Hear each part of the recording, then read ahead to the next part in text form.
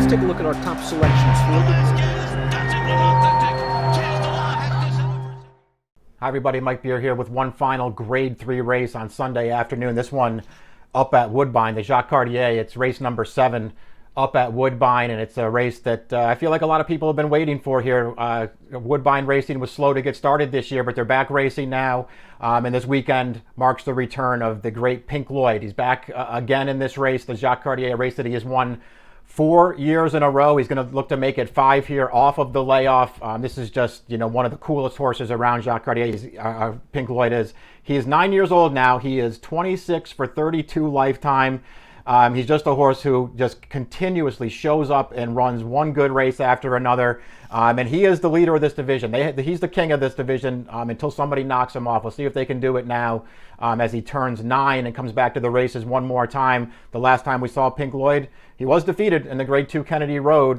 He went out a loser at the end of 2020, but that really doesn't diminish anything that this horse did. He had another very, very strong campaign last year, going 4 for 5. He's just one of the coolest horses around. He's 4 to 5 on the morning line. He's way the horse to beat in here.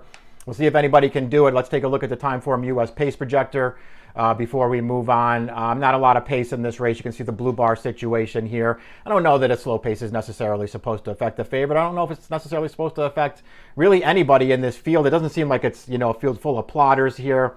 The number 4, Ready for Prime Time, is the horse projected to be out on the early lead. We'll see if he can get there. He's I do think Ready for Prime Time is a relatively interesting horse in this race. He's never run on a synthetic surface before, so you do have that to worry about. I guess that morning line price of 10 to 1 could compensate for that a little bit if you liked him. And I think he's a little bit interesting in here. He's a horse who has some talent.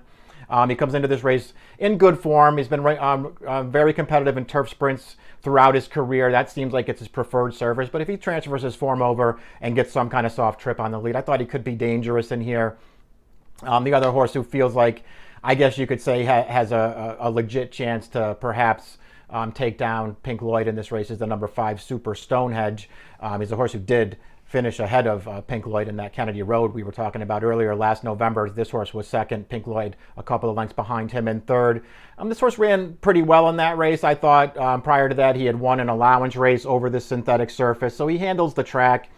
Since that Kennedy Road, he's gone on to, I would say, to have mixed results in some dirt sprints. He's run fine in some of those races. He didn't win any of his 4 starts on dirt after they switched him over.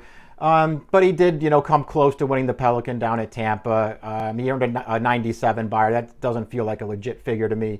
When 3rd in the Grade 1 Carter. I actually didn't think he ran that well in the Grade 1 Carter. Got a pretty nice trip in that race and just wasn't close to good enough to winning. Wound up finishing 3rd in a 5-horse field. He was not good the last time we saw him at Belmont Park, going 7 furlongs in an allowance race. So now they're going to come back to synthetic with him. Maybe that'll make a difference for Super Stonehenge. To be honest with you, 2 to 1 on the morning line, I have no use for this horse. The 6, Dixie's Gamble, is a horse, and the 3, Malibu Secret, actually. They're 2 horses. They're both 20 to 1 on the line. They've given sort of futile chase to Pink Lloyd throughout their careers. And I don't know necessarily that it's going to be any different here, but we'll see. Maybe Pink Lloyd doesn't come back quite the same and they can make it closer. I thought those horses were hard to make cases for, and I really felt like if you were going to take a shot against the favorite here in this race, especially off the layoff, maybe you want to do it with the number 1, Joker on Jack. At least that's what I want to do. We'll see. This horse is very lightly raced for trainer Wesley Ward. He handles the synthetic surface just fine, though. A couple of wins at Turfway Park over the synthetic surface in races that are separated by a year-long layoff. He got an allowance win in December of 2019, and then he came back nearly actually a little bit more than a full year later on New Year's Eve.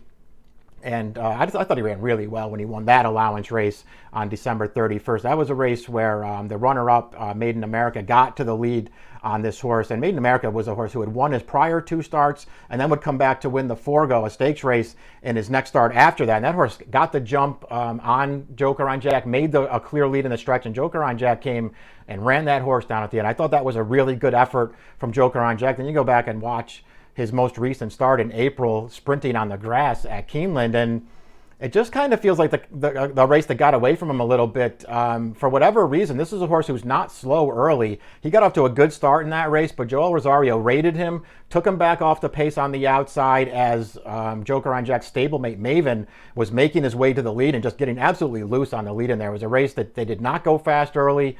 Maven and Baldor, the horses that ran 1-2, were 1-2 all the way around the track, and Joker on Jack just had way too much to do in the stretch. I actually felt like he put in a really good finish to be third in there. He didn't have, to me anyway, didn't have any chance at all to win that race. And I thought he ran a lot better than it looks. I liked his prior win on the synthetic at Turfway.